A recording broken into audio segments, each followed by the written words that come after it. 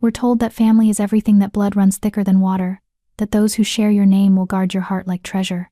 The fairy tales promise us that even when the world turns cruel, home remains sacred. But here's the shattering reality they don't whisper in children's ears. Sometimes the greatest betrayal comes wrapped in familiar hands. Sometimes the monster who destroys you shares your last name, sits at your dinner table, and counts coins while your childhood bleeds out on cold stone floors.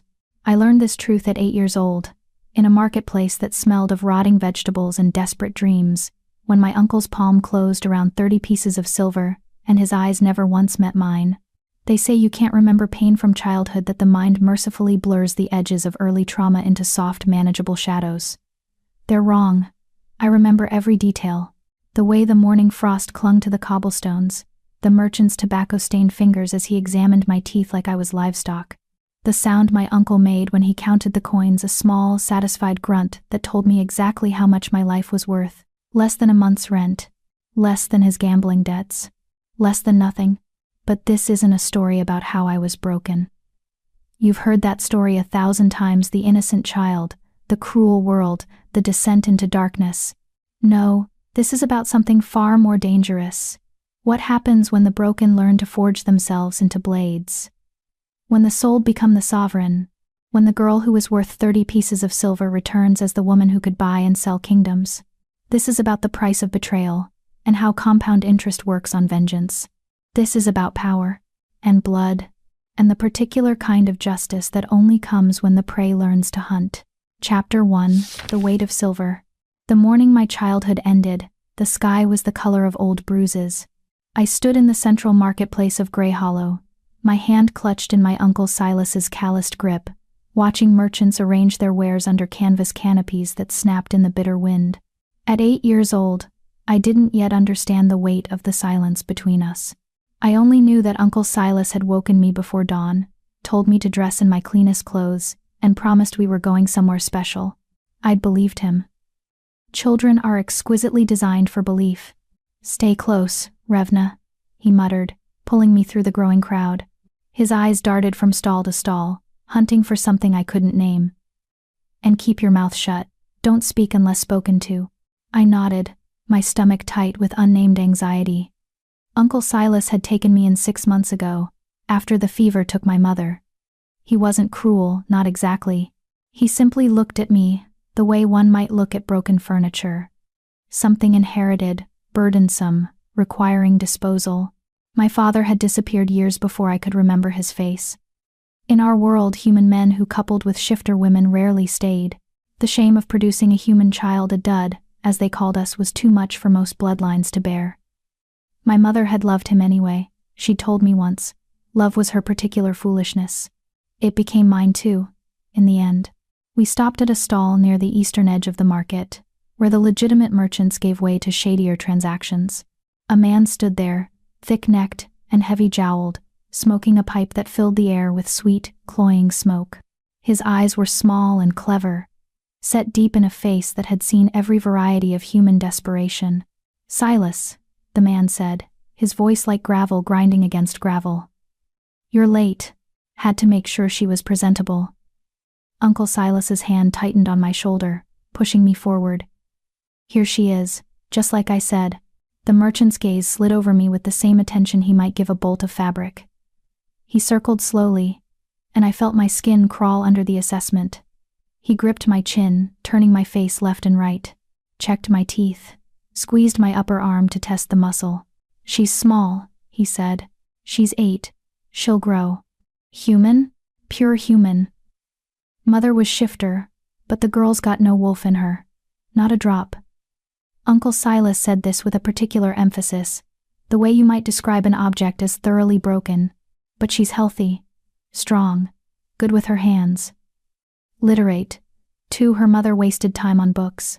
The merchant grunted. Literate humans don't last long in the textile mills. They think too much, get ideas. Then don't send her to a mill. Uncle Silas's voice had taken on a wheedling tone. "I'm not asking top price. I need quicksilver. You find a household that needs domestic help. You've got yourself a profitable margin." I finally understood. The realization didn't crash over me like a wave. It crept in like cold water rising, inch by terrible inch, until I was drowning in it. My uncle was selling me. I was the merchandise being appraised. The somewhere special was a human trafficking stall. Uncle Silas? My voice came out smaller than I'd intended. Quiet, he snapped. The merchant pulled the pipe from his mouth. She's going to cry. I hate it when they cry. She won't cry. Uncle Silas bent down, his face level with mine. For just a moment I thought I saw something like regret flicker in his eyes. Then it was gone, replaced by flat pragmatism. Listen to me, Revna. This is how the world works. Your mother didn't prepare you for it, she filled your head with stories and nonsense. But I'm being kind, really. I'm finding you a place. You'll work, you'll eat, you'll have a roof. That's more than most human girls get. I could work for you, I whispered. I could help at the shop. I can't afford you. He said it simply, like stating the weather. I've got gambling debts. The pack enforcers are asking questions. If I don't pay what I owe, they'll take the shop, they'll take everything, you understand? You're not my daughter. You're not my responsibility. I kept you as long as I could, but that's done now. The merchant cleared his throat. Touching. Are we doing this or not? Uncle Silas straightened. How much? 30 silver marks. That's robbery. She's worth twice that. Then take her to someone else. The merchant turned away, already dismissing us. Wait. Uncle Silas's hand was shaking now. I could feel it trembling against my shoulder. 30. Fine. 30. The merchant counted out the coins with theatrical slowness, stacking them in a small pile on his stall's counter. The morning light caught the silver, making it gleam like captured stars. My price. My value. The sum total of everything I'd meant to the last family I had. Uncle Silas released my shoulder to count the coins. I stood there, suddenly untethered, watching his fingers move through the silver with an efficiency that suggested he'd done this before. Maybe not with children, but with things he valued equally little. Pleasure doing business, the merchant said. He pulled a length of thin rope from beneath his counter. Give me your wrists, girl. I looked at Uncle Silas. Really looked at him, searching for anything. Shame. Hesitation. Second thoughts. He was already pocketing the silver. He wouldn't meet my eyes. Uncle Silas, I said one more time. Not pleading, just testing. Seeing if my voice could reach whatever piece of him might still be human. He turned and walked away. I watched his back disappear into the marketplace crowd, his shoulders hunched against the wind, his hand protective over the pocket that held his 30 silver marks. He never looked back. Not once. The merchant grabbed my wrists. Don't fight, he said, not unkindly. It'll only hurt more. I didn't fight. I'd already learned the first lesson that would define the next decade of my life. Fighting costs energy, and energy is the only currency that matters when you have nothing else. So I stood still while he bound my wrists. I stayed quiet when he led me to a cart filled with 3 other children, their eyes hollow with the same new understanding. I didn't cry when he threw a canvas tarp over us and the world went dark. I just memorized the weight of 30 silver marks. Someday, I promised myself in that darkness, I would make my uncle understand exactly what he'd purchased with that silver. Not my life. His death. Chapter 2. The Northern Roads. The journey north took 6 days. I learned later that we were being transported to the Iron Peak territories, the northernmost region of the continent, where the mountains grew teeth and the winters could kill you in your sleep. It was shifter country, dominated by the wolf packs that had claimed the highlands 3 generations ago. Humans existed there the way moss exists on stone, clinging to the edges, useful for filling cracks, entirely disposable. The merchant, whose name I never learned, didn't speak to us much during the journey. He fed us twice a day, thin, gruel, and hard bread, and let us relieve ourselves at dawn and dusk, under the watchful eye of his assistant, a silent woman with a face like weathered leather. The other children in the cart varied in age from perhaps 6 to 12. None of us spoke. What was there to say?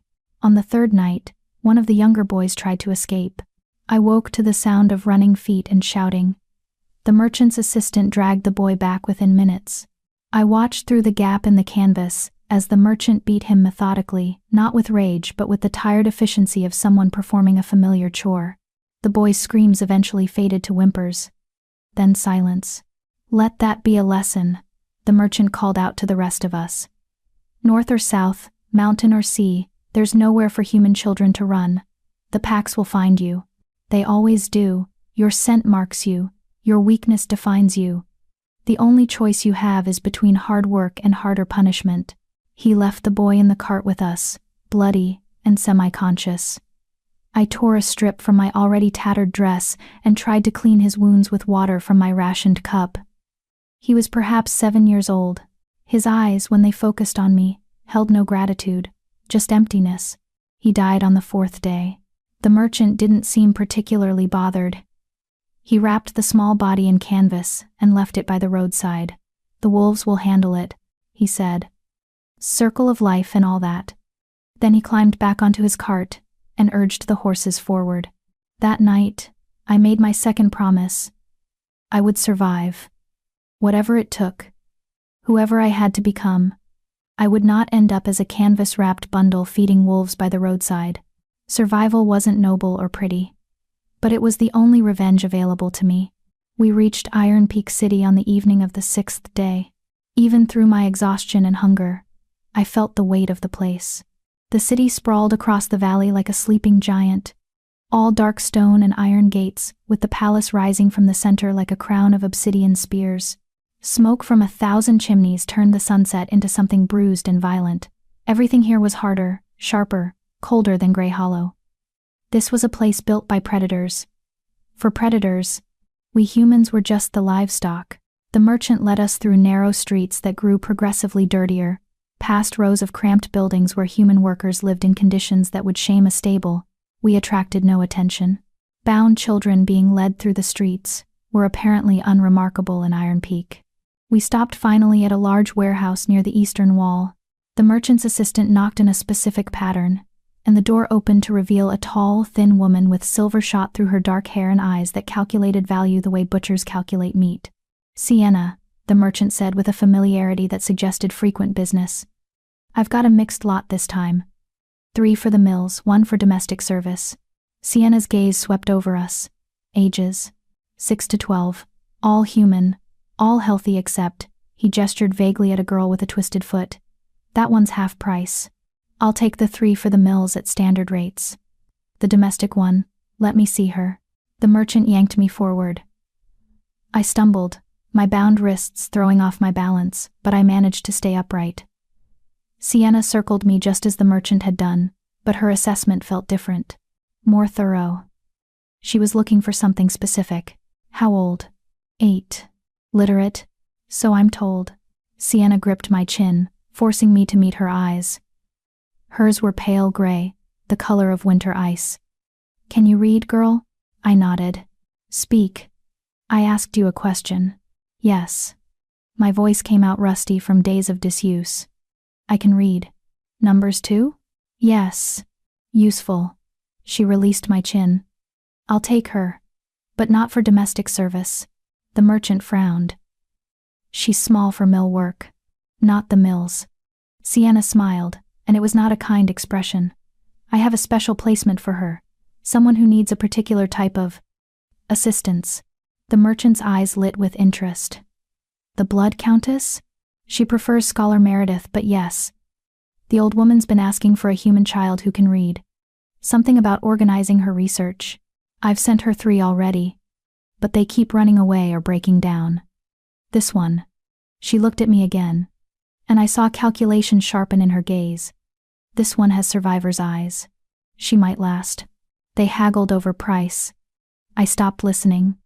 My mind was too busy processing the words Blood Countess and trying to understand what fresh nightmare awaited me. Scholar Meredith. Research. Children who ran away or broke down. Nothing about that suggested anything good. Sienna purchased me for 40 silver marks, 10 more than Uncle Silas had sold me for. I found bitter satisfaction in that. Even in this terrible economy, I'd appreciate it in value. The merchant left with the other children. I watched them go, these small strangers who'd shared my cart and my horror, and wondered if I'd ever see another human child again. Probably not. The mills ate workers like kindling. They'd be bones before winter. Sienna cut the ropes binding my wrists. Follow me. Don't speak unless spoken to. Don't touch anything. Don't look anyone in the eye. Am I clear? Yes. She led me deeper into the warehouse, which I realized was actually a processing center for human labor. Dozens of people, mostly adults. Some teenagers sat on benches or stood in lines, being sorted and assigned by other handlers like Sienna. No one looked at me. No one looked at anything. Their eyes were dead in a way that suggested they'd survived by excising hope entirely. I would not become that, I promised myself. I would not hollow out. We climbed a staircase to a second floor, then a third. Sienna moved with quick efficiency, her heels clicking against worn wood. Finally, we reached a small office where she produced a leather-bound ledger and a pen. Name. Revna. Family name? Doesn't matter. I said it flatly. I don't have family. Something flickered in Sienna's expression. Not sympathy, exactly, but perhaps recognition. Smart girl. Family names are chains in this world. Better to be no one than to be owned by blood. She wrote something in her ledger. You belong to House Thornwick now. Specifically, to Scholar Meredith Thornwick.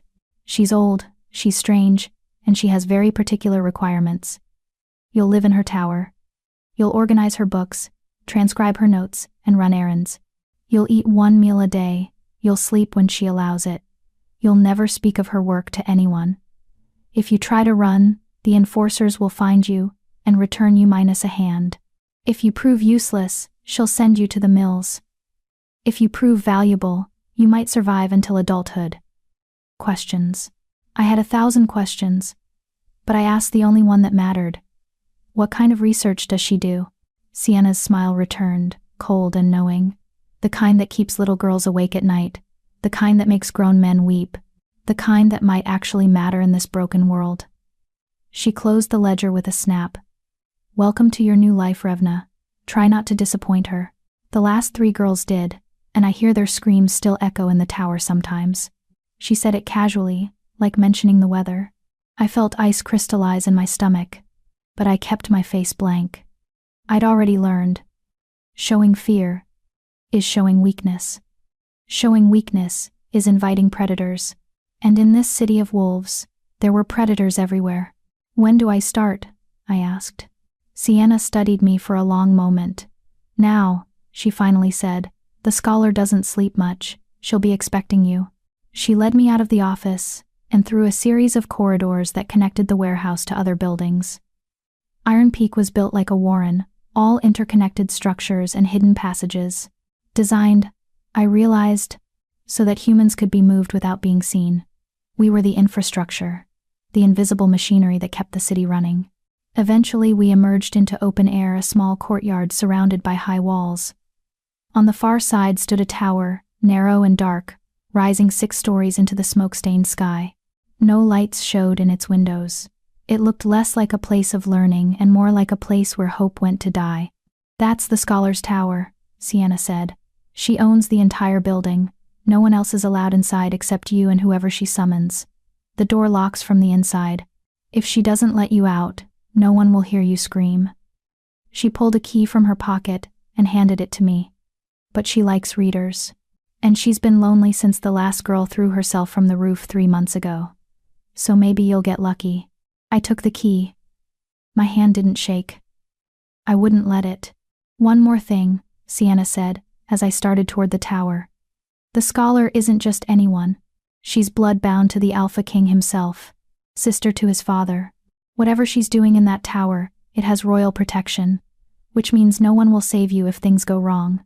But it also means if she takes a liking to you, you might end up with more power than any human child has a right to dream of.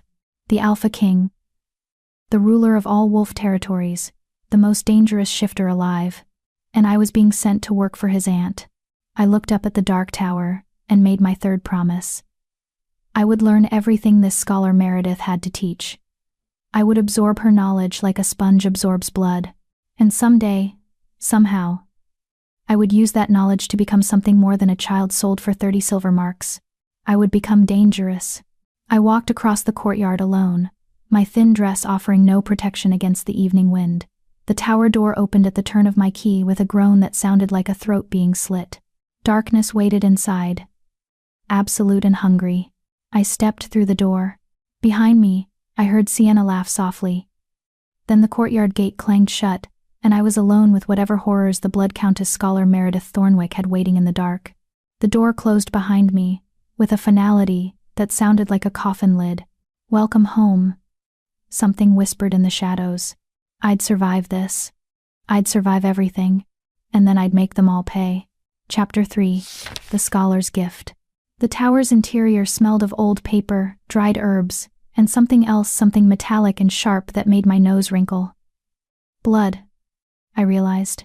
Old blood, soaked into wood and stone over years. Maybe decades. I stood in the entrance hall, letting my eyes adjust to the darkness. Slowly, shapes emerged, a narrow staircase spiraling upward, walls lined with shelves crammed with books and glass jars containing things I couldn't identify in the gloom. Moonlight filtered through a high window, painting everything in shades of silver and shadow. "Close the door behind you, child." The voice came from above, female. Aged, but strong. Not frail. Commanding. I pushed the heavy door shut. The lock clicked automatically, sealing me inside. "Now climb. All the way to the top. Don't stop.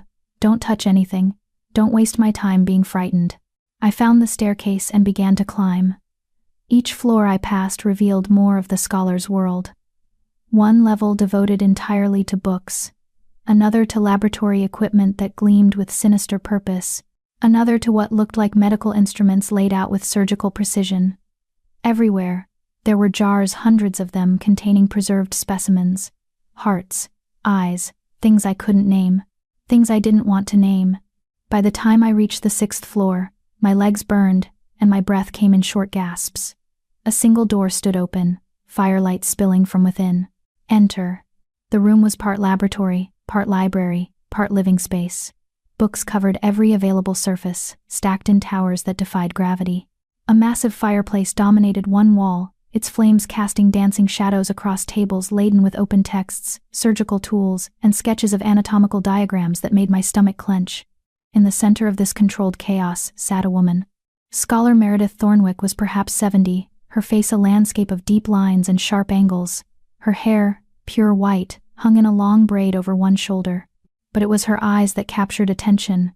Pale amber, wolf eyes, burning with an intelligence that felt like it could peel back skin and examine the soul beneath. She studied me with the same intensity I'd seen in The Merchant and Sienna, but this was different. She wasn't calculating my worth. She was calculating my potential. "You're smaller than the others," she said finally. "Younger too." 8? "Yes, scholar." "Can you read?" "Yes, scholar." "Prove it." She gestured to the nearest table, where a book lay open. "Read that passage aloud." I approached carefully, mindful of her warning not to touch anything unnecessarily. The book was old, its pages yellowed and fragile. The text was in the common tongue, but the vocabulary was advanced medical terminology mixed with philosophical discourse. I read, "The fundamental question is not whether the soul resides in the heart or the mind, but whether it exists as a discrete entity at all. If consciousness arises from the physical structure of the brain, then the shifter ability to transform suggests either a miraculous preservation of neural architecture across forms, or something far more troubling, that identity itself is fluid, mutable, and perhaps entirely illusory." I stumbled over a few words, but I made it through. Meredith's eyebrows rose. "You understand what you just read?" "Some of it. It's asking if shifters keep their minds when they change shape, or if they become something different." "Close enough." She stood, moving with the careful precision of someone whose body had begun to betray them but whose will remained iron. "The last 3 girls they sent me couldn't read past a 3rd-level primer. They were useless. I sent one to the mills, one to domestic service, and one." She paused, something dark crossing her expression. "One couldn't handle what she saw here. She made a choice. Do you know what choice I'm referring to?" "She jumped from the roof," I said quietly. "She did." Weak-minded. Broken by the first real truth she encountered. Meredith moved closer, and I caught the scent of her herbs and chemicals, and underneath, the wild musk of wolf. Are you weak-minded, Revna? No, scholar. We'll see. She circled me slowly. I'm going to tell you what you'll do here, and you'll have one chance to leave. After tonight, that door locks and you belong to this tower until I'm finished with you. Understood? Yes, scholar. I am conducting research that the Alpha King himself has sanctioned. Research into the nature of shifter genetics, the mechanism of transformation, and the reason why some bloodlines produce human offspring, while others remain pure. I am trying to answer the question that text poses. What happens to consciousness during the shift? Where does the human end and the wolf begin? And most importantly, her eyes locked onto mine with fierce intensity. Can the curse be broken? Can humans be made into shifters? The implications hit me like a physical blow. If humans could become shifters, that would change everything, I whispered. Yes. Meredith smiled, and it was the first genuine expression I'd seen on any adult's face since my mother died. You understand. Good. You'll be my assistant. You'll organize my research, transcribe my notes, help with my experiments, and learn everything I have to teach you. In exchange, you'll eat 3 meals a day, sleep in a real bed, and receive an education that most noble children would kill for. You'll also see things that will haunt your dreams. You'll participate in work that many would call monstrous. And you'll keep every secret you learn here, or I'll kill you myself. Slowly, do you accept these terms? I should have been terrified. Any sane child would have begged for the mills instead. But I wasn't thinking about sanity. I was thinking about power. If I learned what Meredith knew, if I understood the science of shifter genetics, I would possess knowledge that could shake kingdoms. I would be valuable in a way that transcended my humanity. I would be dangerous. I accept, I said. Meredith studied me for a long moment, then nodded. Good. We begin tomorrow. Tonight, you eat, bathe, and sleep. Through that door. She pointed to a small doorway I hadn't noticed. Is your room. Simple but clean. There's a bathhouse on the 4th floor. Don't break anything. Questions. Just one, scholar. Speak. Why do you care? About making humans into shifters. You're already a wolf. What does it matter to you? For the first time, something like pain flickered across Meredith's face. Because I've lived long enough to see what this world does to those it deems worthless. Because I had a daughter once, born human in a shifter body, and I watched them tear her apart for it. Because if there's a way to level this cursed hierarchy, I'll find it or die trying. She turned away, dismissing me. Now go. You'll need your strength. I found my room barely larger than a closet, but it had a bed, a blanket, and a small window. After 6 days in a cart, and 8 years of existing at the mercy of others, it felt like a palace. On the bed lay a tray of food, bread, cheese, dried meat, and an apple. More food than I'd seen in days. I ate slowly, savoring each bite, and made my 4th promise. I would learn everything Meredith Thornwick had to teach. I would become indispensable, and somehow, I would use this knowledge to become something this world had never seen before. A human who couldn't be sold. A human who couldn't be dismissed. A human who could make wolves bow. The next 10 years passed in a blur of books and blood. Meredith was a demanding teacher, but she was a teacher nonetheless. She didn't just use me as manual labor, she educated me with a rigor that would have impressed any university. I learned anatomy, biology, chemistry, and the complex magical theory that underpinned shifter transformations. I learned to read 3 languages, to perform surgical procedures on cadavers, to document research with scientific precision. I also learned the darker truths. Meredith's research required test subjects. Sometimes they were volunteers, desperate humans hoping to become wolves. More often they were prisoners, criminals, or simply the unwanted refuse of shifter society. I assisted with procedures that would have made hardened soldiers vomit. I watched transformations go wrong in ways that turned my stomach to acid. I learned that progress is built on corpses, and mercy is a luxury that science cannot afford. But I survived. More than that, I excelled.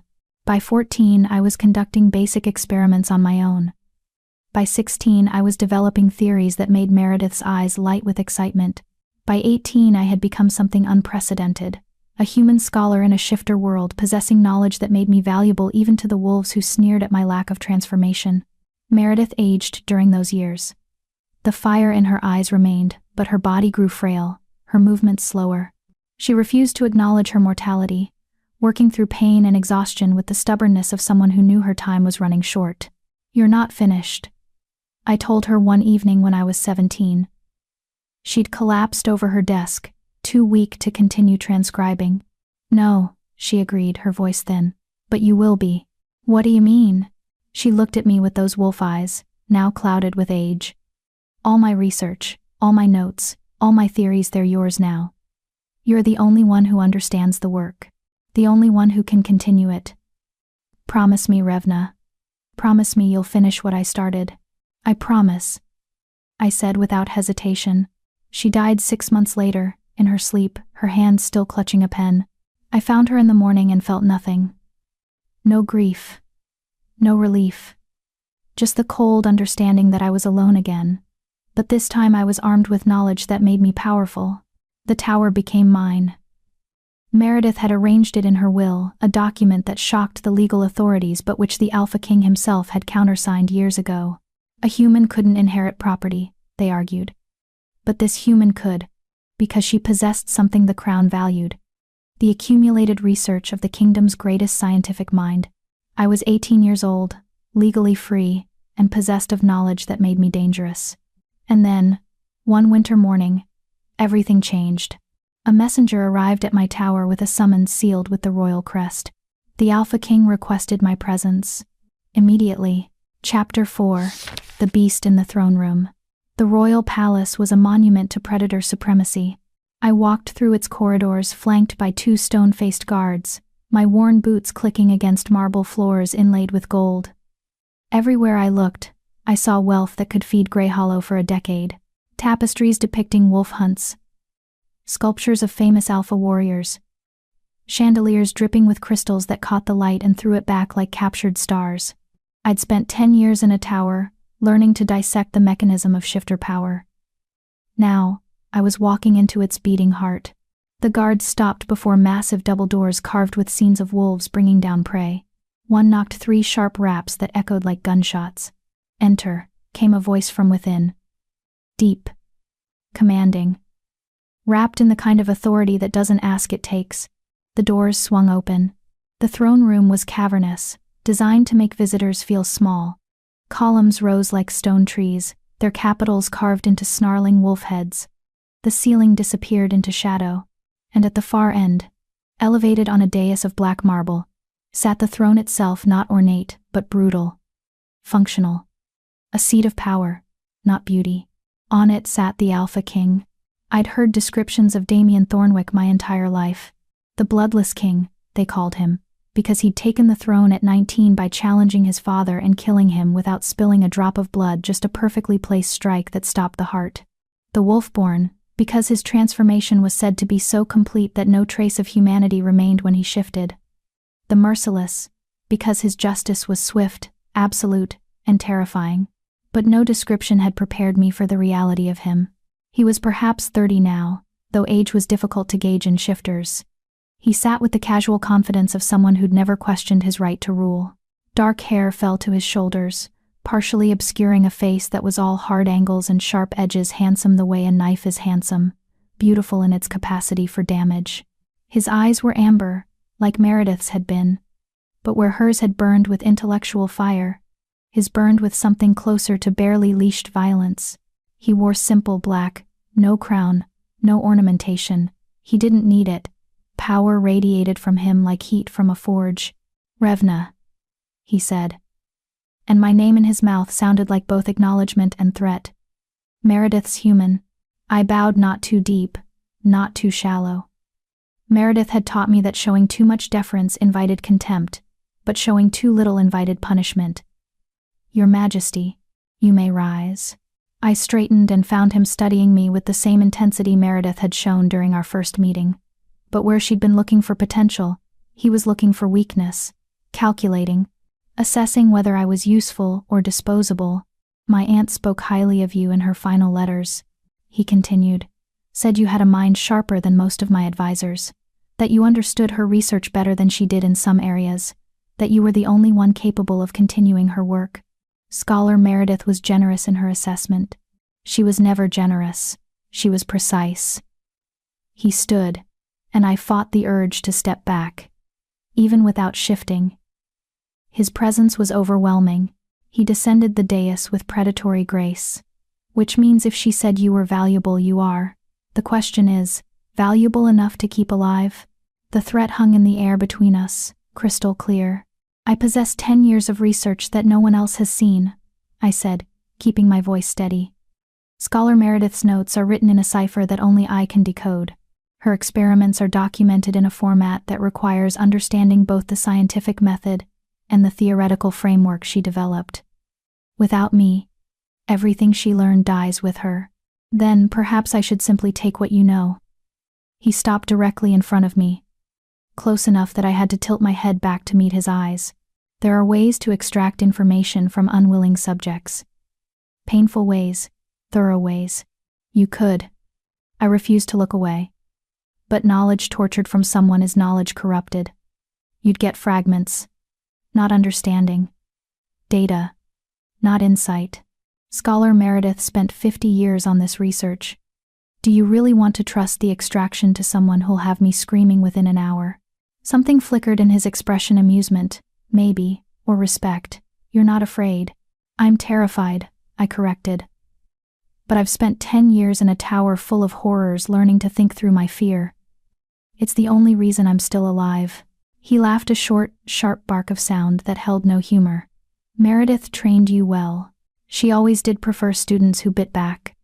He turned away, pacing toward the windows that overlooked the city. Here's your situation, Revna. My aunt's research is crucial to the stability of this kingdom. The pure-blood families are growing restless. They see human-born children as weakness, contamination of the bloodline. There have been 3 assassination attempts on mixed families in the last year alone. If I can't find a way to either prevent human births or transform humans into shifters, we're heading toward civil war. I absorbed this, my mind racing. This was bigger than I'd understood. Not just scientific curiosity, political survival. How much time do I have? I asked. To complete the research? He glanced back at me. 5 years, maybe less. The extremists are getting bolder. They want a purity law, mandatory execution of all human-born children from shifter parents. If I can't offer an alternative solution. He didn't finish the sentence. He didn't need to. And if I succeed? If I find the answer? Then you'll have done something unprecedented. You'll have saved thousands of lives and prevented a war. And I'll give you whatever you want in return.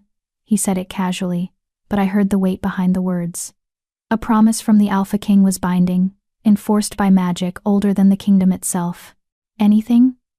I pressed. His eyes narrowed. Dangerous question from a human with nothing. Not nothing. I have knowledge, which means I have leverage. I took a breath, gambling everything on this moment.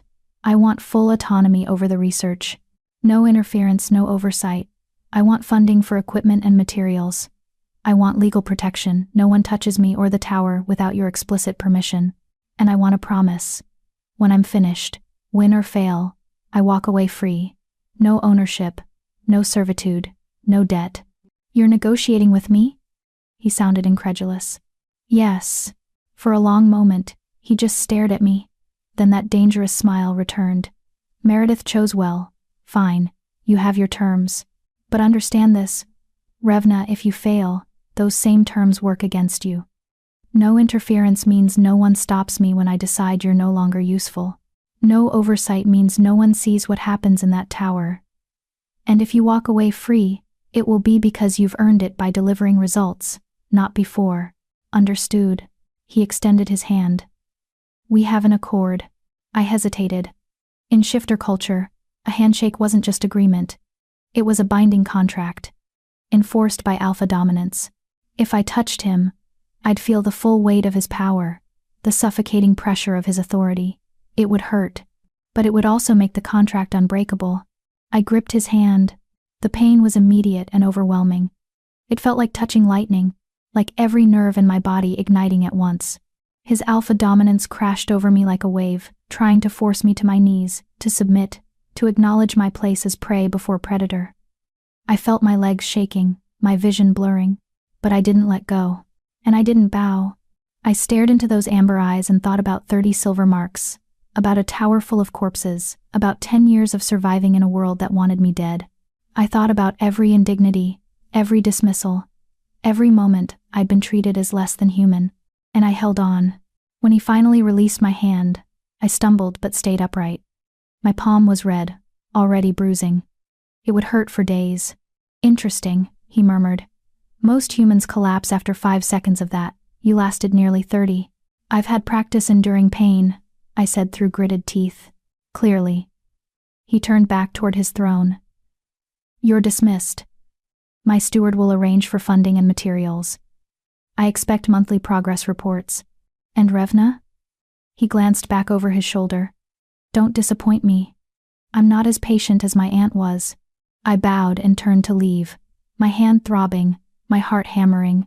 One more thing, he called when I reached the door. I stopped.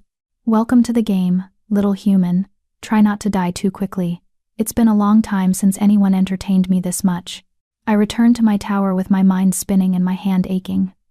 The accord with the Alpha King changed everything. I had resources now, protection, purpose. But I also had a deadline and the weight of thousands of lives resting on my success. That night, I spread Meredith's final notes across my desk and began to read with fresh urgency. She'd been close to something, a breakthrough she'd hinted at in her last months but never fully explained. Something about the relationship between shifter magic and human consciousness, about barriers that could be broken if approached from the right angle. I worked through the night, and the next night, and the one after that. Days blurred into weeks. I barely ate, barely slept, driven by a combination of scientific curiosity and survival instinct. And slowly, impossibly, I began to see what Meredith had seen. The answer wasn't in forcing the transformation. It was in understanding why humans resisted it. Every shifter possessed a genetic marker, a specific sequence that allowed their cells to restructure during transformation. Humans born to shifter parents lacked this marker, but they had something else, a genetic mutation that prevented magical integration. It wasn't absence, it was active resistance, which meant if I could suppress the resistance, the magic might flow naturally. I began designing experiments, carefully documenting each step. I requested materials through the King's Steward, rare herbs, magical catalysts, equipment that cost more than entire villages. Everything was provided without question. 3 months into my work, the steward delivered something unexpected, a sealed letter with the royal crest. Inside was a single line, written in elegant script. I'm watching your progress with interest. Don't stop now. D. The Alpha King was personally monitoring my research. I should have felt pressure. Instead, I felt something dangerous, ambition. If I succeeded, I wouldn't just save lives. I'd fundamentally alter the power structure of the kingdom. I'd prove that humans weren't inferior, just different. And difference could be bridged. I returned to my work with renewed focus, and for the first time since my mother's death, I felt something close to hope. Not for myself. Not yet. But for the possibility that the world could be changed. One experiment at a time. Chapter 5, The Night Visitor. The breakthrough came on a winter night 6 months into my research. I'd been testing a compound derived from wolfsbane ironic, given its reputation as a poison to shifters. But Meredith's notes suggested that in microscopic doses, properly processed, it could temporarily suppress the human genetic resistance to magic. Not permanently, not safely, but enough to test whether magical integration was possible. I'd just completed the synthesis when I heard footsteps on the tower stairs. No one came to my tower. The guards knew it was forbidden. The steward sent materials via a delivery system we'd established. I was alone here by design and by royal decree, which meant whoever was climbing those stairs had the authority to ignore both. I set down my vial carefully and reached for the knife I kept on my workbench. Meredith had taught me basic defense, not because I could win a fight against a shifter, but because making myself difficult to kill bought time. Time to think, time to negotiate, time to survive. The footsteps stopped outside my laboratory door. Then, a knock, 3 sharp raps, exactly like the guards had used in the throne room. "Enter," I called, keeping my voice steady. The door opened. The Alpha King stepped into my laboratory. He wore traveling clothes, simple, dark, designed for movement rather than ceremony. His hair was windswept, suggesting he'd come quickly. And his eyes were different than they'd been in the throne room. Less controlled, more dangerous. "Your Majesty." I set down the knife and bowed. I wasn't expecting. "Don't," he interrupted. "Don't pretend you don't know why I'm here." I didn't know. But I'd learned that admitting ignorance to predators was inviting attack, so I waited. He closed the door behind him and leaned against it, studying my laboratory with the same intensity he'd studied me months ago. His gaze lingered on the surgical instruments, the preserved specimens in jars, the books stacked in precarious towers. "You live like she did," he said finally. "Meredith. Surrounded by death and knowledge, treating them as equal companions." "Knowledge comes from understanding death," I replied. "Your aunt taught me that. She taught you a lot of things."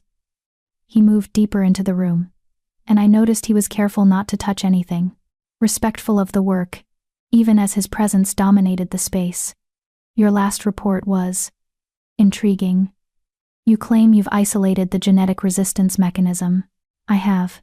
Prove it." I blinked. "I can show you the documentation, the test results." "No." He stopped at my workbench, his eyes fixed on the vial I'd just completed. "Show me. Demonstrate. Use it." My stomach dropped.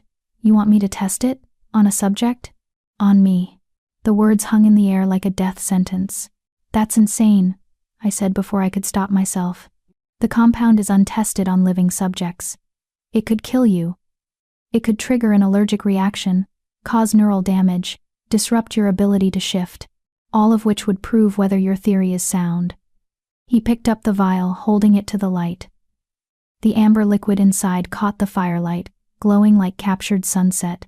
"If it harms me, we know the approach is flawed. If it does nothing, we know the dosage is insufficient. And if it works, we know that human genetic resistance can be temporarily suppressed." I finished. "But testing on the Alpha King is the fastest way to get results." He set the vial down and looked at me directly. "I didn't come here just for this, Revna. I came because I need to know if you're serious, if you're capable, or if you're just a clever human playing with concepts you don't truly understand." The insult stung because it was designed to. He was testing me, pushing to see if I'd break under pressure. "I understand perfectly," I said coldly. "I understand that you're gambling with your life because you're desperate. The extremists are pushing harder than you expected. The attacks on mixed families are escalating. And you need a solution now, not in 5 years." His expression didn't change, but something shifted in his eyes. Recognition, maybe, or respect. "Smart girl," he murmured. "Yes. Last week they burned a house with a human-born child inside. The parents too. Left a message carved into the door. Purity or death. The council is fracturing. Half want to appease the extremists with restrictions on mixed marriages. The other half want to execute the extremists and damn the consequences. I'm running out of time to offer them a third option. And if this kills you, who stops the civil war then? My brother. And he'll do it by giving the extremists exactly what they want." Damien's voice was flat, emotionless. "He'll pass the purity laws, execute every human-born child in the kingdom, and rule over the ashes of whatever's left. So you see, Revna, I'm not gambling with my life. I'm gambling with thousands of them." I stared at him, at this man who held absolute power yet stood in my laboratory asking me to potentially kill him because the alternative was worse.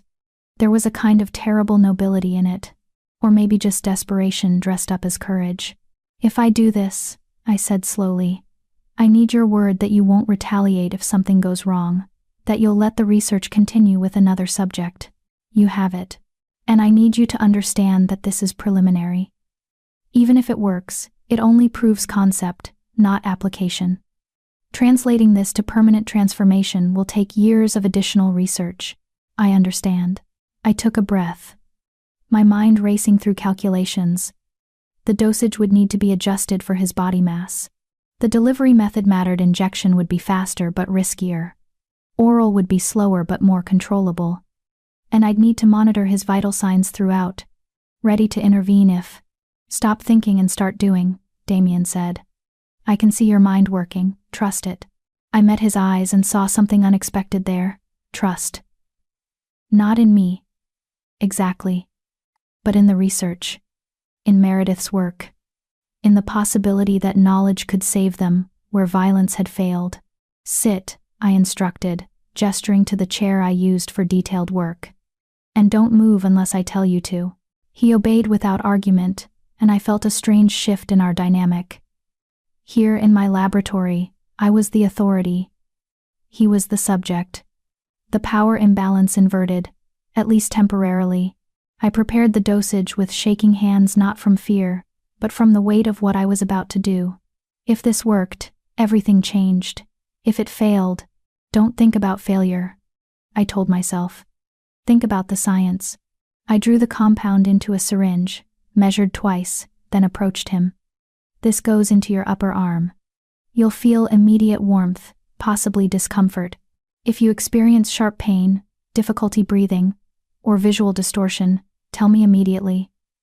Don't try to be stoic. Don't hide symptoms. Clear? Clear." I swabbed his arm with alcohol, found the vein, and hesitated for just a moment. This was the Alpha King. One mistake and I'd die screaming. But one success and I'd change history. I pushed the needle in and depressed the plunger. The compound entered his bloodstream like liquid gold.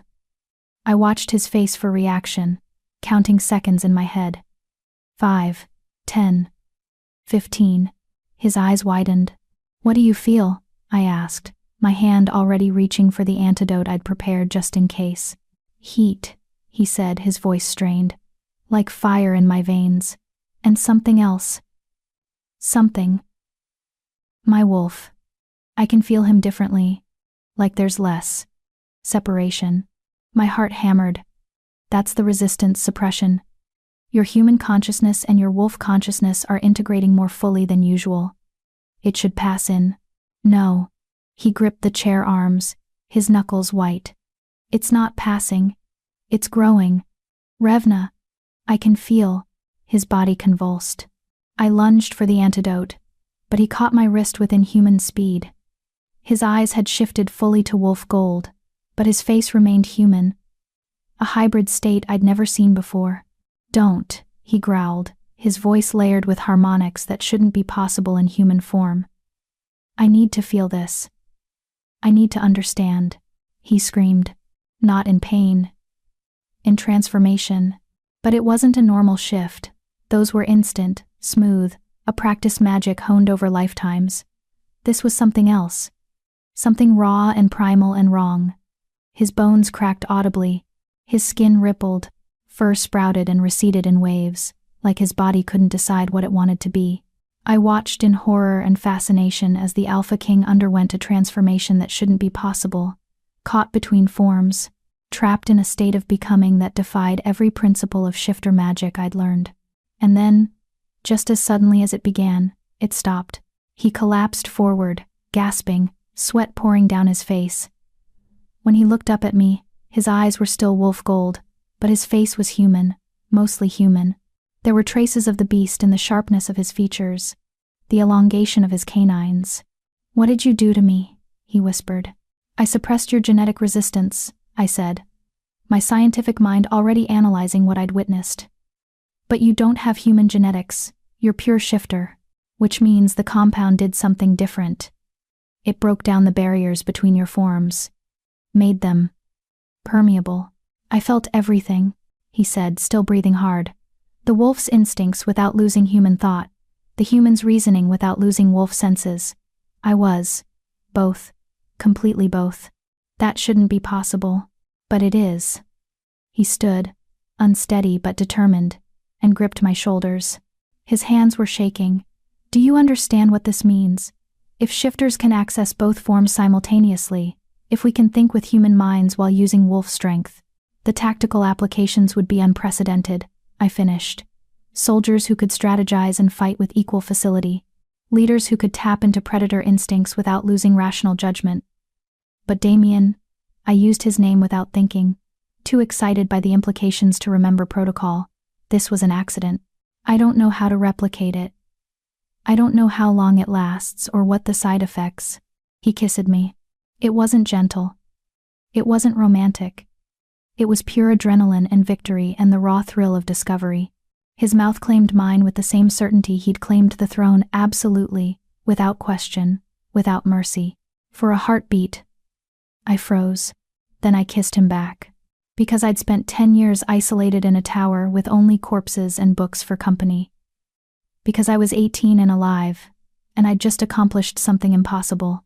Because he was the first person in a decade who'd looked at me and seen not a disposable human but an equal. When we broke apart, we were both breathing hard. That was, I started. A mistake, he finished, stepping back. Ignore it. The compound must have affected my judgment. The compound wore off 30 seconds ago, I said flatly, checking my timepiece. That was all you.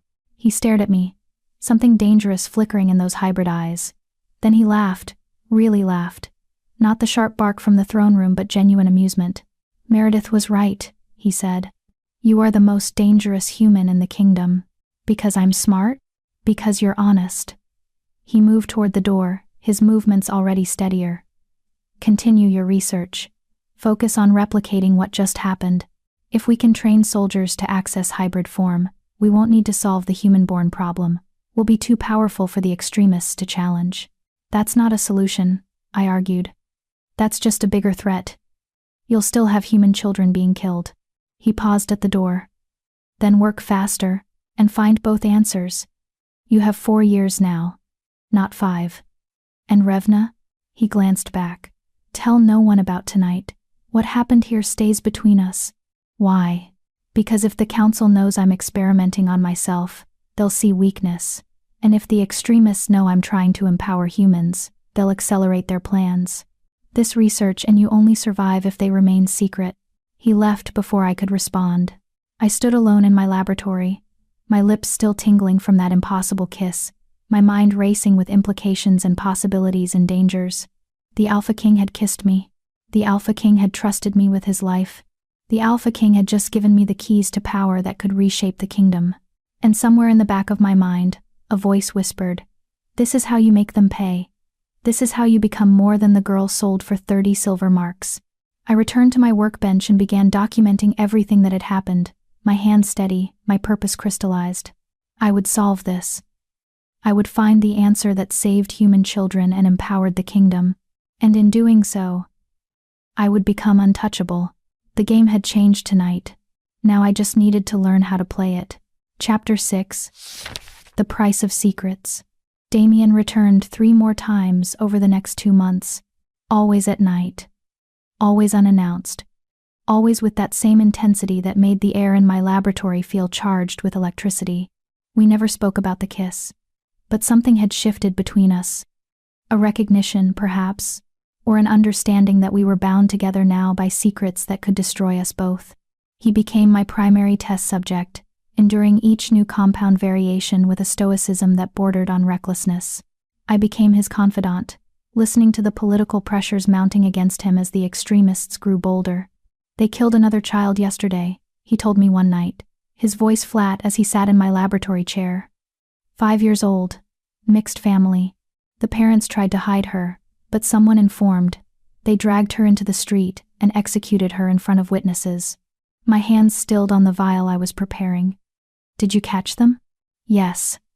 I executed them in turn. Publicly. Brutally." He looked at me with those amber eyes that haunted my dreams. "It won't stop them. For every extremist I kill, 2 more rise up. They're calling themselves the Pure Fang now. They have funding, organization, political backing from council members I thought were loyal. How long before they move against you directly?" 3 months. Maybe less." He rolled up his sleeve, offering me his arm for the injection. "Which is why we need results. The hybrid form works I've been practicing, and I can hold it for nearly an hour now. But if I'm the only one who can do it, I'm just a target with a unique ability. I need to be able to offer this to my loyalists. Create an elite force that can suppress the pure fang before they trigger full civil war. I prepared the new compound, a refined version that should allow for longer hybrid state duration. And the human-born children? Were no closer to solving their problem. One crisis at a time. He watched me work with an attention that made my skin prickle. Unless you've had a breakthrough you haven't reported? I had, but I wasn't ready to share it yet. 3 weeks ago, I'd discovered something in Meredith's final notes, something she'd hidden in cipher within cipher, protected by layers of encryption that suggested she'd known how dangerous the information was. A theoretical framework for not just suppressing human genetic resistance, but reversing it entirely. Not making humans into shifters through external magic, but activating dormant shifter genetics that existed in all humans. Because according to Meredith's theory, humans and shifters weren't different species. They were the same species, diverged through magical mutation thousands of years ago, which meant every human carried the genetic blueprint for transformation. It was just locked away, suppressed by generations of evolutionary pressure. If I could unlock it. But the process would require a catalyst. Something powerful enough to rewrite genetic code. Something that existed in only one source. Alpha blood. Specifically, the blood of the ruling alpha, whose magical potency was enhanced by the weight of dominion itself. Damien's blood. And not just a sample. The amount required would be significant, dangerous, potentially fatal if taken all at once. I couldn't tell him. Not yet. Not when he was already gambling his life on my research every time he visited. Not when I didn't fully understand the mechanism or the risks. No breakthrough, I lied, sliding the needle into his vein. Just incremental progress. He caught my wrist as I depressed the plunger, his grip gentle but firm. You're lying. My heart stopped. I'm not. I can hear your heartbeat accelerate when you lie. Shifter hearing, remember? He didn't sound angry. Just curious. What have you found that you're not telling me? I could keep lying. Or I could gamble on honesty. A theoretical framework, I admitted, based on Meredith's final research. But it's dangerous, untested, and requires resources I don't have access to. I'm not hiding it to be deceptive. I'm hiding it because it's not ready, and I won't risk your life on theory. He studied me for a long moment, then released my wrist. Tell me anyway. So I did. I explained Meredith's theory about shared genetics, about dormant shifter blueprints in human DNA, about the catalyst required to activate transformation. I watched his expression shift from curiosity to fascination to something darker: calculation. Alpha blood, he said when I finished. You need my blood. In quantities that could weaken you significantly. And I'd need to extract it over time. Process it. Refine it. The procedure would take months and leave you vulnerable during a period when you can't afford vulnerability. How much would you need? Total? I'd done the calculations a dozen times. Approximately 3 liters. Extracted over 6 months to allow your body to regenerate safely. 3 liters is survivable. Barely. And only if you're not simultaneously using your magic, fighting battles, or maintaining the hybrid transformations we've been testing. Any one of those things would strain your system. All of them together could kill you. He was quiet for a long moment, staring at the compound now flowing through his veins. When he finally spoke, his voice was soft. Do it. What? Start the extraction process, tonight. Begin collecting what you need. Damien, you're not listening. I am listening. He stood, looming over me in the small space. I'm listening to you tell me that you've found a way to solve this permanently. To give human-born children the one thing that would make them equal transformation. Do you understand what that would mean? Not just politically, but fundamentally. You'd eliminate the entire basis for the purity movement. There would be no reason to kill human children if they could be turned into shifters. If it works, I stressed. This is all theoretical. Meredith's theories were rarely wrong. He gripped my shoulders, and I felt the warmth of him, the barely controlled power that hummed beneath his skin. We're running out of time. The Pure Fang is planning something, I can feel it. They're too quiet, too organized. Whatever they're building toward, it's coming soon. I need solutions, Revna. Even dangerous ones. especially dangerous ones. I looked into those amber eyes and saw desperation wrapped in determination. He was gambling again, not just with his life, but with the future of the kingdom, and he was asking me to be his partner in the bet. 3 conditions, I said. First, you let me monitor you constantly. Any sign of weakness, we stop immediately. Second, you reduce your use of hybrid form to once per week maximum. Your body needs to conserve energy for regeneration. Third, I hesitated. Third, you tell me the truth. Why are you really doing this? Because there's something you're not saying. His hands dropped from my shoulders. For the first time since I'd met him, he looked almost uncertain.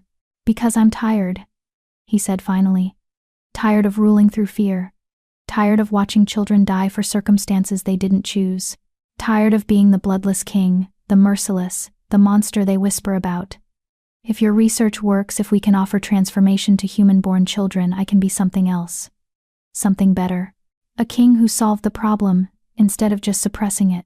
You want to be a hero, I said softly. I want to be worthy of the power I hold. He smiled, and it was painful in its honesty. Is that foolish? No. I turned to my equipment cabinet and began pulling out what I'd need for blood extraction. It's human, which is perhaps the most dangerous thing you could be. We began the extraction process that night. I drew the first liter over 3 hours, monitoring his vital signs obsessively. He bore it without complaint, though I could see the strain it caused. When I finally stopped, he was pale and shaking. You need to rest, I told him, helping him to the small bed I kept in the corner for the rare occasions I collapsed from exhaustion. At least a few hours before you try to leave. Can't. I have a council meeting at dawn. Then you'll attend it weakened and probably make disastrous decisions. Lie down, that's an order. He blinked. You're ordering me? In matters of your health, yes. I'm the expert here, remember? I pushed him toward the bed with more force than was probably wise. Besides, you gave me autonomy over the research. That includes managing my test subject. He went, which told me exactly how exhausted he was. I covered him with the spare blanket and returned to my workbench to begin processing the blood sample while it was fresh. The science was delicate, intricate. I needed to isolate the specific magical compounds in his blood, concentrate them, and then stabilize them for long-term storage. It would take hours of careful work. Behind me, I heard his breathing deepen into sleep. I worked through the night, and as dawn light began to filter through my laboratory windows, I realized something that terrified me. I cared about him, not just as my benefactor or my research subject, but as a person. I cared about his exhaustion, his desperate attempt to be better than the circumstances that had shaped him. His willingness to gamble everything on the possibility of change. I cared, which meant I was vulnerable, which meant I needed to be more careful than ever. I finished processing the blood just as he woke, groggy and disoriented. I made him drink water and eat the simple bread and cheese I kept stocked, then checked his vitals again, still weak but recovering. You can go, I said. But come back in 3 days. Not before. Your body needs time to regenerate. He stood, swaying slightly, then caught himself. Thank you, Revna. For what? For caring. He said it simply, like stating an obvious fact. I can see it in how you work, how you monitor me. You're not just doing this for the research anymore. You care whether I survive. I wanted to deny it. But I'd already committed to honesty between us. I care, I admitted. Which is dangerous for both of us. I know. He moved toward the door, then paused. For what it's worth, the feeling is mutual. He left before I could respond. I stood alone in my laboratory, watching the processed blood sample on my workbench glow with an inner light that shouldn't exist in mere biology. Alpha blood, infused with magic, distilled to its most potent essence. The key to everything I'd been working toward, and the most dangerous substance in the kingdom. I locked it away in a secure container and made myself a promise. I would complete this research. I would find the answer that saved human children and empowered the kingdom. But I would not let myself fall in love with the Alpha King. That was one risk I couldn't afford to take. Unfortunately, I was already beginning to realize it was a promise I couldn't keep. Chapter 7, The Shattering. 4 months passed in a blur of blood and breakthrough. Damien came every 3 days, as regular as clockwork. We fell into a rhythm: extraction, monitoring, recovery. Between visits, I refined the catalyst, tested it on tissue samples, and slowly pieced together the mechanism that might allow permanent transformation in humans. But something else was happening too.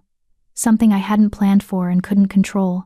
We talked, not just about research or politics, but about everything. He told me about his childhood, the brutal training that shaped alpha heirs, the loneliness of being groomed for absolute power, the moment he'd killed his father and felt nothing but relief. I told him about my mother's stories, about Uncle Silas in the marketplace, about the 10 years I'd spent in this tower learning to survive through knowledge. We shared meals when his schedule allowed. We debated philosophy and strategy and the nature of power. We built something that felt dangerously close to friendship, and underneath it, something even more dangerous: understanding. I learned that he hated formal ceremonies but attended them perfectly because duty demanded it. That he read poetry in secret because it was considered too soft for an alpha. That he wanted children someday but feared what kind of father he'd be, given what his own father had been. He learned that I still had nightmares about the marketplace. That I'd never forgiven my uncle. And a part of me still measured my worth in silver marks. That I was terrified of being disposable, which was why I drove myself to exhaustion, making myself indispensable. "You're not disposable," he told me one night, his hand covering mine on the workbench. "You could stop the research tomorrow and you'd still matter. You know that, right?" I didn't. But I wanted to believe him. The catalyst was nearly complete. 3 more weeks, I estimated. 3 more weeks. And I'd have enough processed alpha blood to attempt the first transformation trial. We'd need a volunteer, a human-born child whose parents were desperate enough to risk the experimental procedure. Finding one wouldn't be difficult. The Pure Fang had escalated their attacks. 17 children had died in 4 months. Families were desperate, willing to try anything. But everything changed on a cold night in late spring.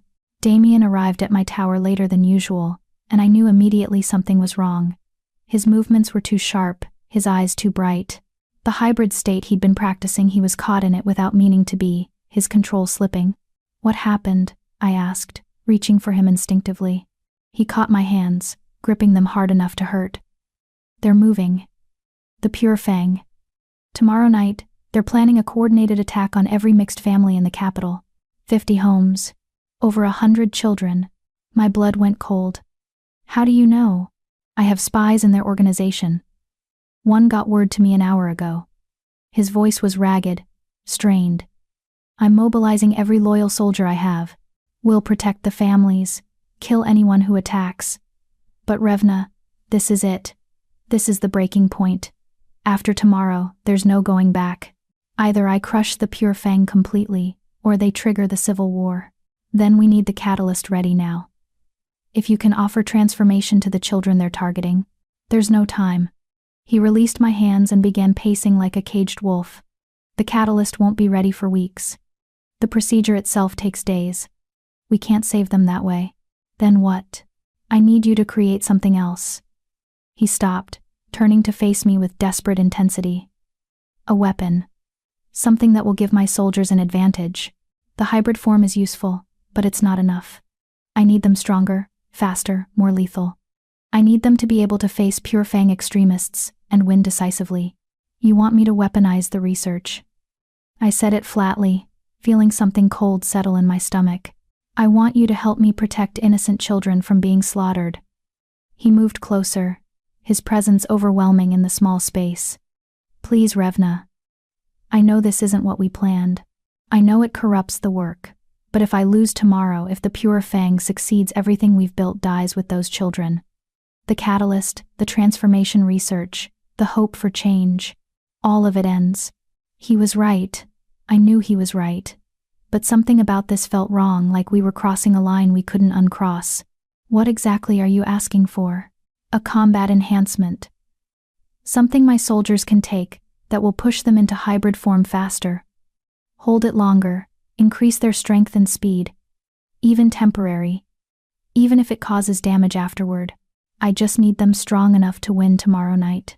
I thought about it, my mind racing through possibilities. The compounds I'd developed could theoretically be modified for that purpose. Increase the dosage, Add stimulants to override the body's natural limiters. Create something that forced transformation into hybrid state and sustained it through sheer chemical aggression. It would be brutal. The side effects would be severe, possibly permanent damage to the soldier's ability to shift naturally. They'd be burning out their own systems for temporary power. But it would work. I can do it, I said quietly. But Damien, you need to understand what you're asking.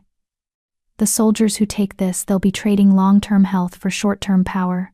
Some might never shift properly again. Some might die from the strain. They'll volunteer. I'll make sure they understand the risks. Will they really have a choice? You're their alpha. Your word is law. He flinched, and I saw the wound strike home. I know. But what's the alternative? Let the children die? Let the pure Fang win? I wanted to argue. I wanted to tell him there had to be another way. But I'd spent 4 months watching him try every other option: negotiation, compromise, political maneuvering. The extremists weren't interested in peace. They wanted purity or death. And if I didn't help him, death would win. I'll need 4 hours, I said. Maybe 5. And I'll need you to send for these supplies. I grabbed parchment and began writing a list. Can you get them here within the hour? Yes. Relief flooded his expression. Thank you, Revna. I know this isn't. Don't. I cut him off. Don't thank me for this. Just make sure it's worth it. Make sure those children survive. He nodded and took the list, moving toward the door with renewed purpose. But he stopped at the threshold, looking back at me with an expression I couldn't quite read. When this is over, he said softly. When the pure Fang is crushed and we have time again, I want to tell you something. Something I should have said weeks ago. What? After. When I can say it without either of us questioning whether it's real or just desperation. He managed a smile. Painful and genuine. Wait for me? My throat tightened. Always. He left. And I stood alone with the weight of what I was about to create pressing down on me like physical force. I was making weapons. Turning my research, Meredith's research, into tools for killing. It didn't matter that the cause was just, that we were protecting innocence. The line between protection and destruction was always thinner than people wanted to believe. But I'd made my choice. I'd chosen him. Chosen this path. Chosen to be complicit in whatever came next. I just hoped we'd survive long enough to regret it. The supplies arrived within the hour. I worked through the night, pushing my body and mind to their limits. The combat enhancement came together with terrifying ease, all my months of research crystallizing into something deadly and efficient. By dawn, I had 20 doses ready.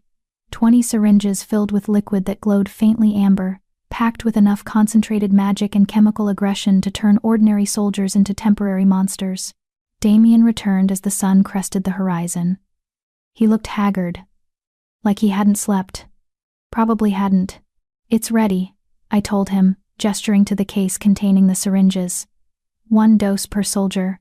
It'll trigger hybrid transformation within seconds and sustain it for approximately 2 hours.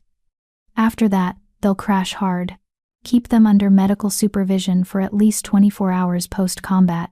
He picked up one of the syringes, studying it in the morning light. Side effects? Severe muscle damage. Possible permanent disruption to natural shifting ability. In extreme cases, neural damage or death.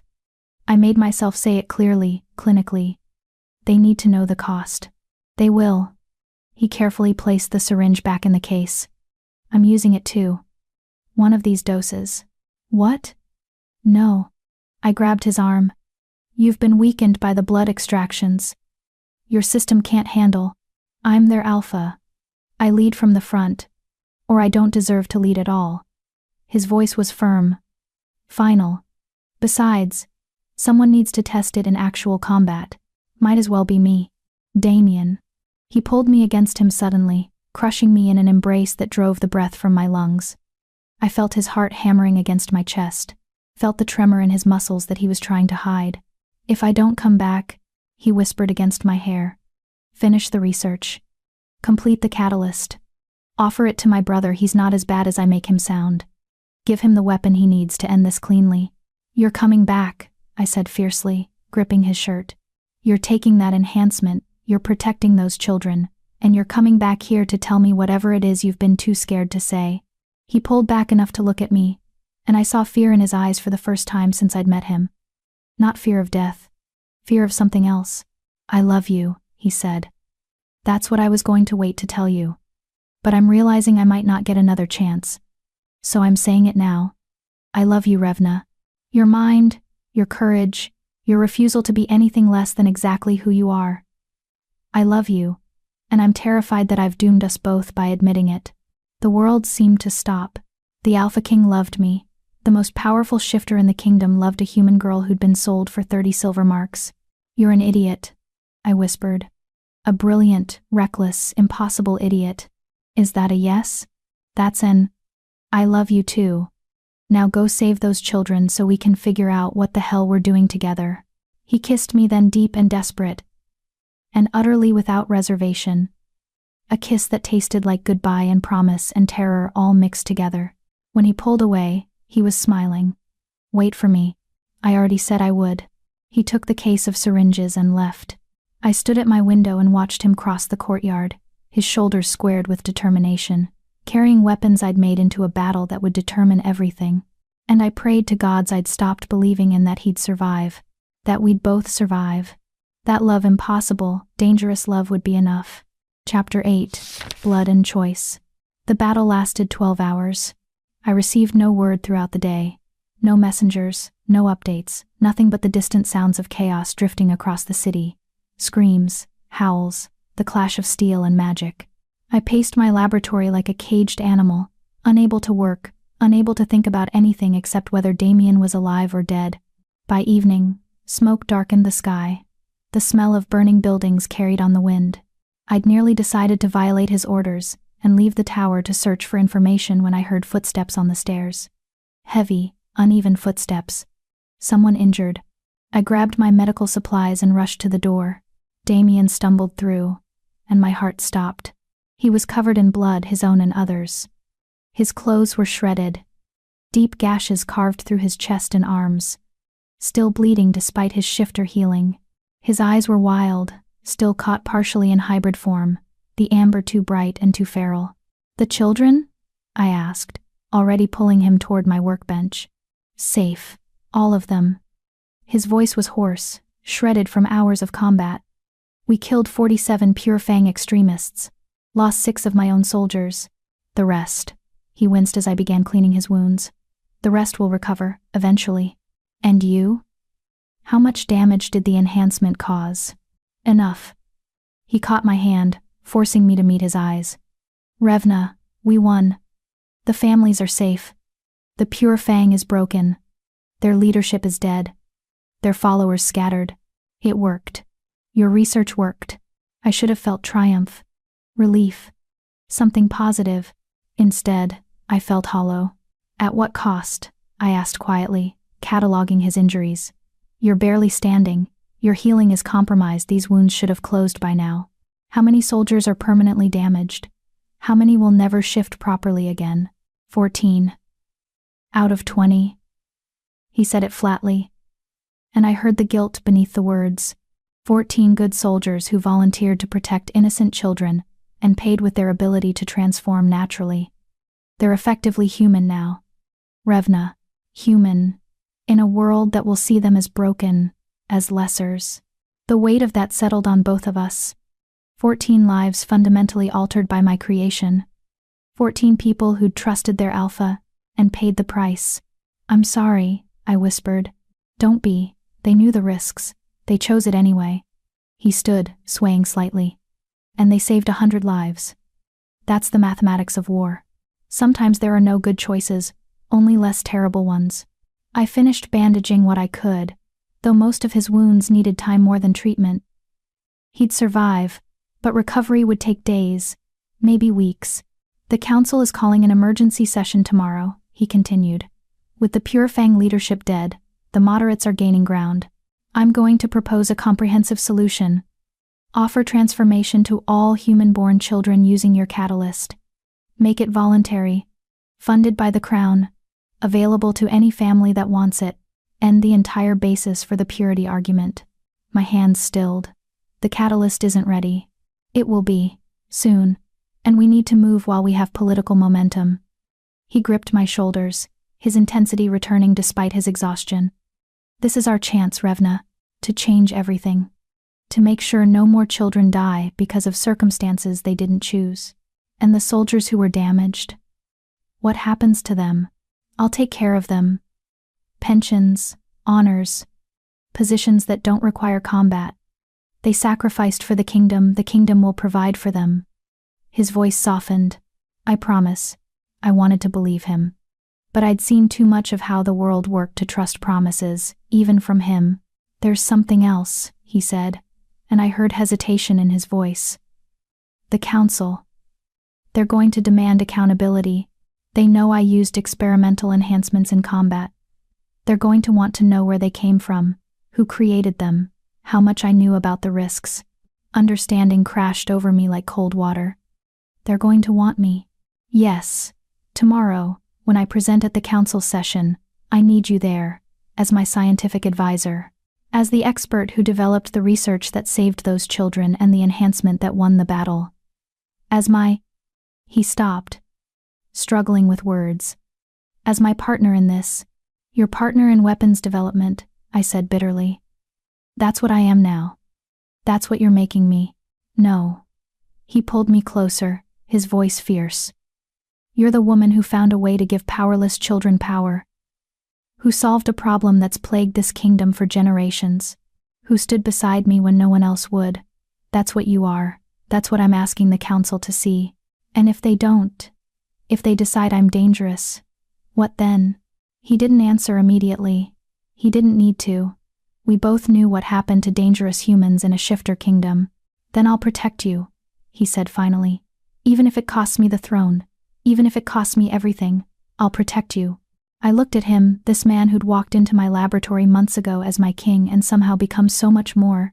This man who'd gambled his life on my research, who'd trusted me with power that could destroy him, who'd just fought a war to protect children he'd never met. This man I'd somehow fallen completely in love with, despite every logical reason not to. I'll come, I said. But Damien, after tomorrow, after the council session, we need to talk. Really talk. About what this is between us. About what it means. And whether it can survive in your world. I know. He pressed his forehead to mine, and I felt him trembling, whether from exhaustion or emotion. I couldn't tell. But tonight, can we just have this? Just a few hours where we're not the Alpha King and his human scientist? Where we're just us? I led him to the small bed in the corner and helped him lie down, his wounds still bleeding through the bandages. I lay beside him, careful not to jostle his injuries, and he pulled me close with the arm that wasn't mangled. Tell me a story, he murmured, his eyes already closing. Like your mother used to tell you. So I did. I told him about fairy tales where beauty could break curses, where love conquered kingdoms, where impossible things became real through courage and sacrifice. I told him stories until his breathing deepened into sleep, until the tension left his body and he was just a man, wounded and exhausted and trusting me to keep him safe. And I made myself a promise. Whatever happened tomorrow, whatever the council decided, whatever dangers we faced, I wouldn't let them take him. I wouldn't let this world destroy the one person who'd looked at me and seen not a disposable human but an equal, even if it meant burning the kingdom down to save him. The council chamber was designed to intimidate. Carved from black stone and lit by enchanted flames that cast no warmth, it felt more like a tomb than a seat of government. 12 council members sat in a semicircle around the central floor where Damien stood, with me beside him, all shifters, all pure-blood nobles, all looking at me like I was a particularly interesting insect they were considering crushing. Let me understand this correctly, said Councillor Thorne, a silver-haired woman whose family controlled the mining territories. You're asking us to approve the use of experimental procedures on human-born children, based on research conducted by a human with no formal credentials, no oversight, and no accountability to this body. I'm asking you to approve a solution to a problem that's plagued us for generations, Damien replied, his voice steady, despite the wounds I knew were still healing beneath his formal clothes. Scholar Meredith Thornwick spent 50 years developing this research. Revna has spent 10 years refining it. The science is sound. The science killed 14 soldiers, another counselor interjected. permanently damaged their ability to shift. You used experimental combat enhancements without authorization, without testing, without consideration for the long-term consequences. That's reckless at best, criminal at worst. It saved 100 children's lives, I said, speaking for the first time. All eyes turned to me. 14 soldiers volunteered, knowing the risks, to protect families that would have been slaughtered otherwise. That's not criminal, that's heroism. The human speaks, Thorne said with barely concealed disdain. Tell me, girl, what gives you the right to make decisions that affect shifter lives? What possible authority do you possess? Knowledge, I replied simply. I possess knowledge that none of you have. Understanding of genetics, magical theory, the mechanism of transformation. I possess the culmination of Scholar Meredith Thornwick's life work, and I'm the only person alive who can complete it. That's my authority. Arrogance from livestock, muttered a younger counselor. Damien's hand shot out, gripping the man's throat before anyone could react. The hybrid form rippled through him, partial, controlled, terrifying. His eyes blazed amber as he held the counselor suspended, gasping. Say that again, Damien growled, his voice layered with harmonics. Call her livestock one more time and see what happens. Your Majesty, Thorne started. No. Damien released the counselor, who collapsed, gasping. You don't get to sit here and debate the value of human life while children are being executed in the streets. You don't get to question the authority of someone who's done more for this kingdom in 10 years than most of you have done in lifetimes. Revna is my scientific advisor, sanctioned by the crown, protected by my authority. Anyone who challenges that, challenges me directly. The silence that followed was absolute. Then Thorne spoke, her voice careful. Your Majesty, no one questions your authority. But we must consider the implications. If you elevate a human to a position of power, if you openly ally yourself with her, the traditionalists will see it as weakness. The Pure Fang may be broken, but their ideology isn't dead. You'll be giving ammunition to anyone who wants to challenge your rule. Then let them challenge me. Damien's voice was cold steel. I've killed every challenger who's faced me. I'll kill the next ones too. But I won't sacrifice progress to appease bigots. The transformation catalyst will be completed within months. We will offer it to every human-born child whose family wants it. We will end this problem permanently. That's not a proposal, it's a decision. You can support it and be part of the solution, or oppose it and become irrelevant. Choose. The power play was blatant, aggressive, and entirely effective. I watched the counselors exchange glances, calculating political advantage, weighing loyalty against ambition. Finally, Thorne nodded. The Council will support your initiative, Your Majesty, provided we receive regular reports on the research progress and maintain oversight of its application. Agreed, Damien said. Revna will provide monthly documentation, but the research itself remains under Crown authority. No interference. Acceptable. The rest of the session passed in a blur of political maneuvering and formal protocols. I answered questions about the science, carefully editing what I revealed, protecting the most dangerous secrets. By the time we were dismissed, my head ached and my heart was pounding.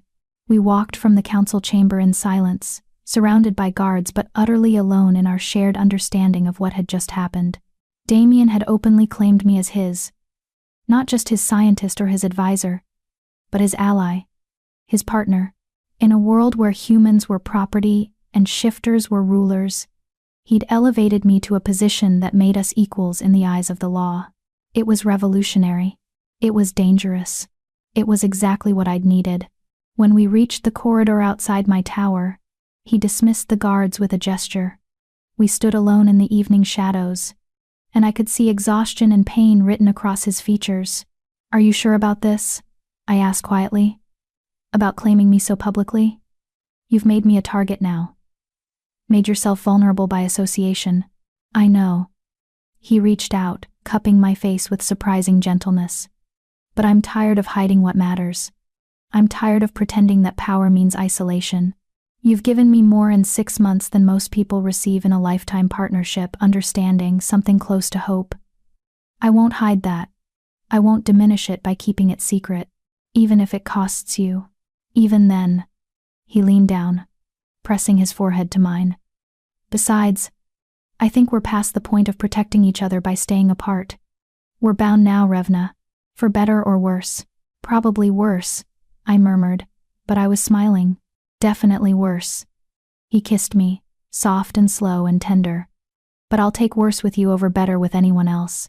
We stood there as darkness fell over the city, two people who shouldn't exist together but somehow did, building something fragile and fierce, and possibly doomed. But for that moment, it was enough. 3 months later, the catalyst was complete. The first transformation trial was conducted on a 6-year-old girl named Elena, human-born to shifter parents who'd been preparing to flee the kingdom to save her life. We performed the procedure in my laboratory, with Damien present and a full medical team standing by. I administered the catalyst-refined alpha blood combined with genetic activators and waited. For 5 minutes, nothing happened. Elena lay on the examination table, her small hand clutching her mother's, her eyes wide with fear and hope mixed together. Then her body began to glow. Soft at first, then brighter, as if light was building beneath her skin. She gasped, not in pain but in wonder, and I watched through my instruments as her genetic code rewrote itself in real time. The dormant shifter blueprint activating, spreading, integrating with her existing structure. When the light faded, she sat up, looked at her hands, and smiled. "I can feel it," she whispered. "The wolf. She's there. She's really there." Her mother sobbed. Her father fell to his knees in gratitude, and Damien looked at me with an expression of pure awe. "You did it," he said quietly. "You actually did it." I had. I'd taken a child who'd been marked for death, and given her power, given her equality, given her a future. For the first time since Uncle Silas had sold me in that marketplace, I felt like my life had been worth the cost. We conducted 17 more successful transformations over the next month. 17 children who would live, who would shift, who would never have to fear being human in a shifter world. The news spread like wildfire. Applications flooded in from families across the kingdom. The transformation program became the most significant initiative in generations, and I became something unprecedented, a human hero in a shifter kingdom. The girl sold for 30 silver marks had become the woman who changed the world. Epilogue. The weight of crowns. 5 years later, I stood at the window of what had once been my prison, and was now my sanctuary, watching the city below transform in the golden light of early morning. Iron Peak had changed. The human quarters were cleaner now, better maintained. Mixed families walked the streets without fear. Children, human-born children who'd undergone transformation, played in parks that had once been forbidden to them. The world was different. Not perfect. Never perfect, but better. Behind me I heard the door open and close. I didn't need to turn to know who it was. I'd learned to recognize his footsteps years ago, confident, purposeful, but softer when he came to me than when he walked his palace halls. "You're up early," Damien said, wrapping his arms around my waist from behind. "Couldn't sleep?" "Thinking," I replied, leaning back against him. "About how far we've come, about how much has changed. Having regrets?" "No. Just reflections." I turned in his arms to face him. 5 years had added lines around his eyes, threads of silver in his dark hair. The weight of rule had marked him, but he carried it with more grace now, more certainty. "Do you remember what you said to me that first night in my laboratory? About wanting to be worthy of the power you held?" "I remember. Are you worthy?" He considered the question seriously, as he always did when I asked him difficult things. "I'm trying to be. Every day. That's all I can promise." He brushed a strand of hair from my face. "Why do you ask?" "Because the council is going to ask you to marry soon, to produce an heir, to secure the succession." I said it calmly, though my heart was hammering. We'd been dancing around this conversation for months. They're getting restless. 5 years without a clear successor makes them nervous. His arms tightened around me. "I know. You could marry a pure-blood noble. Someone appropriate. Someone who'd give you shifter children without complication. Someone—" "Stop." He pulled back enough to look at me directly. "Is that what you think I want? I think you have to consider what's best for the kingdom." "What's best for the kingdom," he said slowly, "is a ruler who leads by example, who practices what he preaches. Who doesn't demand of his people what he won't demand of himself? He took my hand, the one that still bore a faint scar from the day we'd shaken on our first accord. 5 years ago, you gave me a way to transform human-born children into shifters. You solved the problem that was tearing my kingdom apart. You stood beside me through political battles, assassination attempts, and the complete restructuring of our social order. You've earned more respect from my people than most queens inherit. I'm still human, Damien. So? He smiled. We've spent 5 years proving that. Doesn't matter. That power comes from knowledge, from courage, from the willingness to do what's necessary even when it's terrifying. You have more of that than anyone I've ever met. Why would I choose someone else? My throat tightened. Because it would be easier, because it would be politically safe, because I'm supposed to marry for duty instead of love? He cupped my face in both hands. I've done everything else for duty, Revna.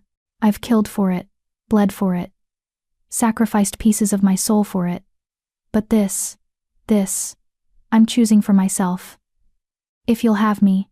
It wasn't a casual question. In shifter culture, a formal proposal from an alpha was binding, witnessed by magic itself. If I said yes, we'd be bound together in ways that transcended human marriage. Soul deep. Unbreakable. The council will fight it, I warned. The traditionalists will call it an abomination. We'll face challenges, possibly violence. Our children, if we have them, will be scrutinized, questioned, used as weapons against us. I know. His smile was fierce and certain. Marry me anyway. Stand beside me as my equal, my partner, my queen. Help me build a kingdom where our children, human or shifter or both, can live without fear. Where the girl sold for 30 silver marks can become the woman who rules beside the alpha king. I thought about that marketplace, about Uncle Silas counting his coins, about the merchant who'd bought me like livestock. I thought about the tower, the years of isolation, the slow building of knowledge and power. I thought about the first time I'd met Damien and seen not just danger but possibility.